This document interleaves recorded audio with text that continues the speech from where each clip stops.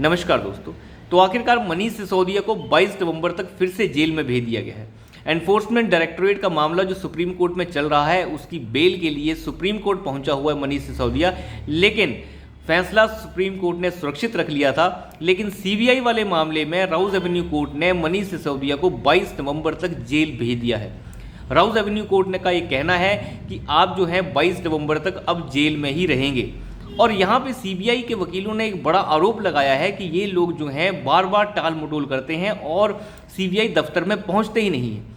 क्योंकि ये मामला पहले भी सामने आया था कि जब सुप्रीम कोर्ट ने ईडी और सीबीआई से पूछा था कि आपने अगर चार्जशीट फाइल कर दी है तो इसके बाद आप ट्रायल पे क्यों नहीं जा रहे हैं। तो मामला यहाँ पे सीबीआई वकीलों ने ये बताया राउज एवेन्यू कोर्ट के अंदर कि मामला ऐसा है जज साहब, ये लोग जो हैं वक्त पर पहुँचते नहीं हैं सीबीआई ऑफिस में। जब पिछली बार जो है इन्हें बुलाया गया था कि आप डॉक्यूमेंट्स देख लीजिए, आप चार्जशीट की कॉपी पढ़ लीजिए, तो ये आते ही नहीं हैं। केवल 2 बार आए हैं आज तक ये। तो उसके बाद कोर्ट ने पूछा कि सर आप बताइए क्यों नहीं जाते हैं आप।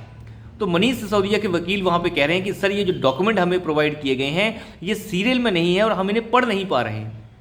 तो अब अंदाज़ा लगाइए, पिछले 3 महीने से डॉक्यूमेंट इनके पास हैं लेकिन उन्हें ये पढ़ नहीं पा रहे हैं। इतनी लंबी चार्जशीट है, 290 के आसपास उसमें गवाह हैं, साथ ही साथ जो है लगभग 1000 पन्नों की चार्जशीट है, उसे ये पढ़ नहीं पा रहे हैं। तो सुप्रीम कोर्ट तो उसके बाद जो है सीबीआई के वकील ने ये कहा कि सर अगर इन्हें कोई दिक्कत थी तो इन्हें उसी समय बताना चाहिए था। पिछले 3 महीने से क्या ये सो रहे थे।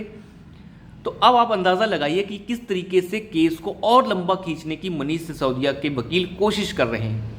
हर बार जो है लंबा खींचते हैं। इसके बाद राउज एवेन्यू कोर्ट में जज साहब ने ये कहा कि हम निर्देश दे रहे हैं कि आप जो है रोज़ सीबीआई दफ्तर में 2 बजे जाएंगे और 5 बजे तक डॉक्यूमेंट्स पढ़ेंगे और ये आप रोज़ाना करेंगे 22 नवंबर तक, क्योंकि इसकी सुनवाई जो है अब हम 22 नवंबर को दोबारा से करेंगे।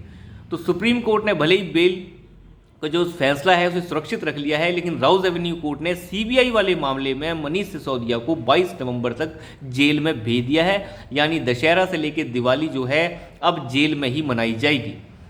देखिए किस तरीके से जो है केस को बड़ा खींचने के चक्कर में मनीष सिसोदिया के वकील जो है लंबा खींच रहे हैं।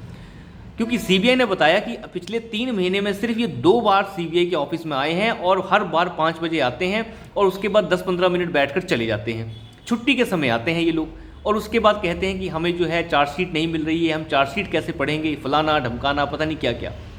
तो अब अंदाज़ा लगाइए किस तरीके से राउज एवेन्यू कोर्ट में जज साहब ने इन्हें फटकार लगाई है कि आप रोज़ इसे पढ़ेंगे और 2 बजे से लेकर 5 बजे तक इन्हें डॉक्यूमेंट मुहैया करवाए जाएं सीबीआई ऑफिस में और 22 नवंबर तक इसे पढ़ कर आइए और इसके बाद हम इसके अगले मामले में चलेंगे। अब ईडी वाले मामले में तो मनी लॉन्ड्रिंग का मामला चल ही रहा है और सीबीआई के मामले में कॉन्स्पिरेसी चल रही है। तो ये सारे के सारे सुनवाइयाँ जो हैं इनको लंबा कैसे खींचना है ये मनीष सिसोदिया बखूबी कर रहे हैं। हालांकि मनीष सिसोदिया अपना स्टैंड चेंज कर चुके हैं शराब घोटाले के अंदर कि ये सारा का सारा मामला और ये जो नीति बनाई गई थी शराब की, ये मैंने नहीं, सारे के सारे मंत्रिमंडल ने बनाई थी। तो अकेला मैं जिम्मेदार नहीं हूँ, पूरा मंत्रिमंडल, ग्रुप ऑफ मिनिस्टर्स, GOM इसके लिए रिस्पॉन्सिबल हैं। अब इस मामले में आगे सुप्रीम कोर्ट अपना फैसला क्या सुनाता है, जिसे सुप्रीम कोर्ट ने सुरक्षित रख लिया था, इसी चीज़ को देखना होगा। क्योंकि सुप्रीम कोर्ट का भी यही कहना था कि जब चार्जशीट फाइल हो चुकी है तो इसके ऊपर आगे प्रोसीडिंग क्यों नहीं हो रही है, ट्रायल पे क्यों नहीं जा रहे हैं।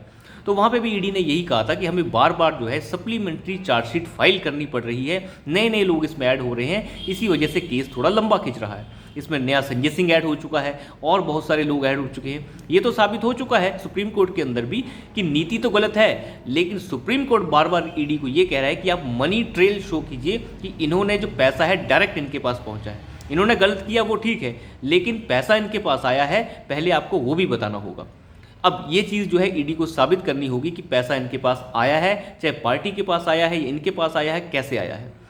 हाँ, इतनी बात तय हो चुकी है कि इन्होंने जो फ्रेमवर्क बनाया पूरा का पूरा शराब नीति का, उसमें इन्होंने कारोबारियों को फ़ायदा पहुँचाया।